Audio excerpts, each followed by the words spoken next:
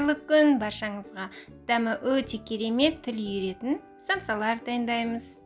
Ол үшін кеңірек ыдысымызға 100 грамм сары майымызды саламыз. Оған 50 мл ыстық су құямыз. Сары майымызды жақсылап ерітіп аламыз. Жақсылап араластырып, 1 шай қасық тұз қосамыз. Және де сәл араластырып аламыз. 150 грамм қаймағымызды, яғни сметанамызды қосамыз. Бәрін толық жақсылап араластырып аламыз. 50 мл сұйық май қосамыз. Жақсылап араластырамыз. 510 грамм ұнымызды електен өткізіп қосамыз.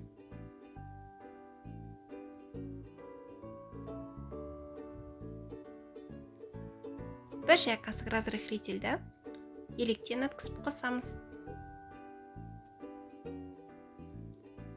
Сәл араластырып, қолмен қамыр илейміз.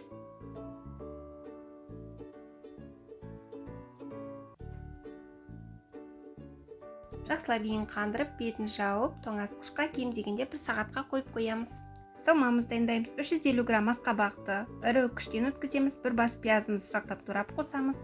Құйрық майдан ұсақтап турап қосамыз. Және 1 шай қасық тұз қосамыз. Жарты шай қасық кориандр және қара бұрыштан қосамыз. Кішкене петрушканы ұсақтап турап қосамыз.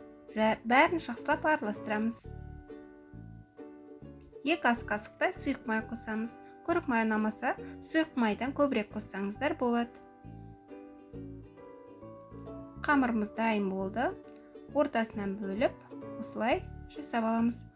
Осындай бөліктерге бөліп кесіп, бәрін дайындап аламыз.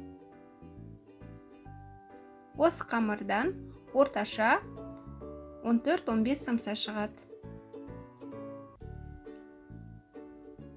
Осылай бәрін жұқалап жайып аламыз.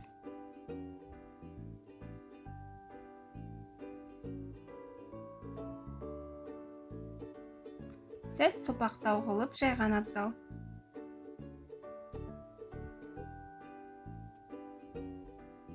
Осындай кескіш пайдаланамыз. Асқабағымызды шетіне салып, осылай қайырып, жан-жағын жақсылап жабыстырып бекітеміз. Және осылай орап, екі жағын тура видеодағыдай түйеміз. Осылай қалғандарында салмамызды салып, түйіп шығамыз. Өте оңай, өте әдемі көрінетін самса. Түсінікті болу үшін тағы да біреуін жасап көрсетейін.